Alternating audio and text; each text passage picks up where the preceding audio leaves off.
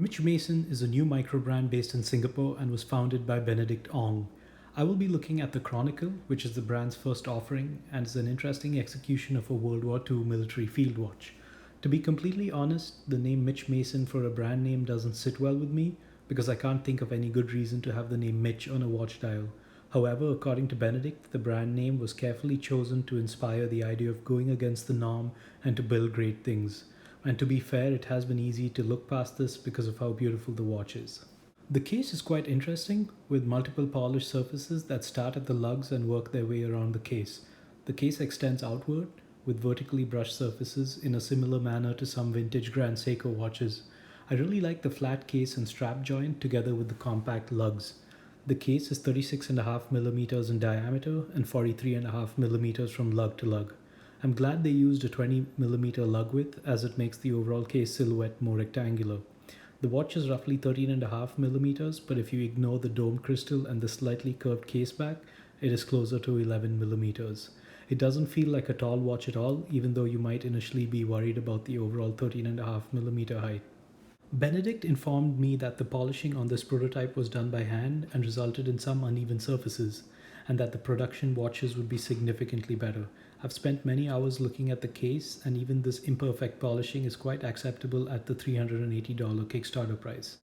The signed crown is one of the few things I'm not too happy about. The crown is 6mm in diameter and has short and densely laid out ridges that don't really offer much in terms of grip. But once again, this crown is being redesigned for the final production watches and is said to have fewer but deeper ridges that will make it easier to operate. I would have also liked to see an oversized crown on this watch, maybe something between 7 and 7.5mm. I think it would complement the design well and also make it more ergonomic. Both the crown and the case back screw down into the case and allow the watch to be rated for up to 200 meters of water resistance. The case back is solid with a nice engraving of a coat of arms with the brand's name on it. The watch that I have here is the steel blue variant and in my opinion the best of the lot. The steel blue and jet black are a bit more modern with sandwich dials and the brand's logo at 12 o'clock. The desert sand and field grey have a more vintage aesthetic, but I think the desert sand looks fantastic and would be my second choice. The dial is textured with a vertical brush pattern that is matched by the vertically brushed case surfaces. The blue dial on this watch reminds me of my blue gilt Baltic aquascarf in the sense that it drastically changes appearance based on the type of lighting. If you look at all my photographs of the Chronicle, you'll notice that the dial takes on multiple identities, from bright blue under natural light to almost black when under a shadow. I personally love this and I think it adds tons of character to the watch and also helps it stay versatile.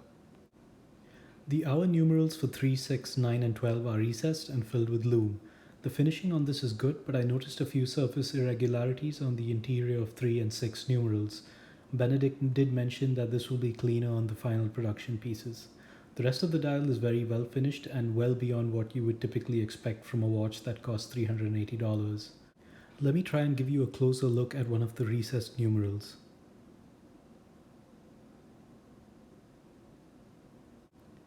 The rest of the hour indices are printed onto the dial in a different font and are written in a 2-digit format that is 01 instead of 1. I like this as it maintains the overall symmetry of the dial. There is an outer minute or seconds track that is also printed onto the dial, and the hour markers are highlighted by painted loom indices, with wide indices for the 4 primary axes. The finishing on this is excellent, and even after much scrutiny I couldn't find any irregularities or dust. They've chosen to design their own handset for this watch, with the hour hand being the most interesting of the 3. Another YouTuber mentioned that the hour hand looks like a fountain pen nib, and I can't unsee that now. I've also noticed that folks either love or hate this hour hand, but I think it is different and suits this watch well. It has definitely grown on me since I first saw it online. The minute and seconds hands are quite simple and allow the hour hand to take center stage. The seconds hand is painted orange and extends outwards till the edge of the dial. I've been told that the production version will have a shorter seconds hand that will not extend beyond the minute track. If I was forced to find a fault, I'd say that the shade of orange used is a bit bright and a darker orange may have suited it better. But overall the hands are finished well without any irregularities or dust on the surfaces. The paint on the seconds hand is uniform as well and I couldn't find anything to complain about. Overall, the dial and case make this an easy watch to justify buying. The attention to detail and quality is fantastic And if the production pieces are better than this prototype, I believe that this will be a very successful Kickstarter campaign. Let me give you a quick 360 of the entire watch case and dial.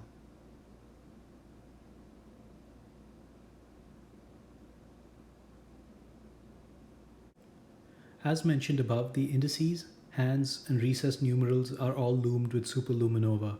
The loomed components are bright and more than acceptable. They don't fade too quickly and the dial looks great in the dark. If this is to be an everyday beta watch, good loom is a hard requirement and this watch definitely delivers. In terms of movement, this prototype has a Sellita SW200, but the production watches will house a miyota 9039 instead. The dimensions of the watch will not be changed, but since this watch doesn't have the final movement of choice, I didn't bother logging its accuracy, but you can look at previous watches that I've reviewed with that movement for a better idea. On my 6¼ inch wrist, the 43.5mm lug-to-lug width translates into a very comfortable wrist experience. The 13.5mm height of the watch goes unnoticed because of the 1.5mm crystal and roughly 1mm of case back cover. It sits low on the wrist and is perfectly capable of being an everyday watch. Each watch ships with a matched leather strap, and the quality and comfort of these straps is really impressive.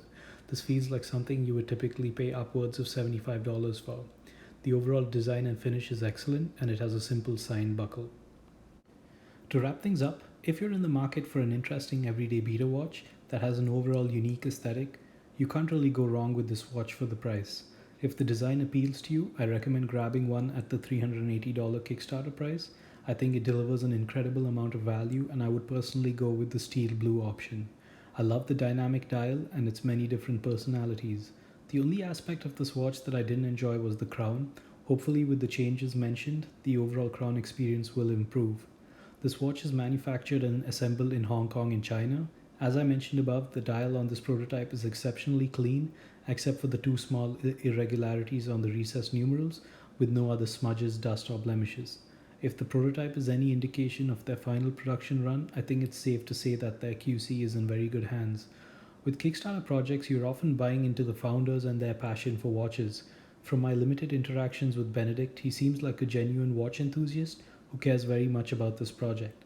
I'm confident that this project will be completely funded, but only time and experience will tell if Mitch Mason is able to match their impressive designs with the same level of customer service. I wish Benedict Ong the best of luck for a successful campaign, and I hope you enjoyed this review. For a better look at the watch, take a look at the full-length review in the link below. Thanks for watching, and let me know what you think of this watch in the comment section below.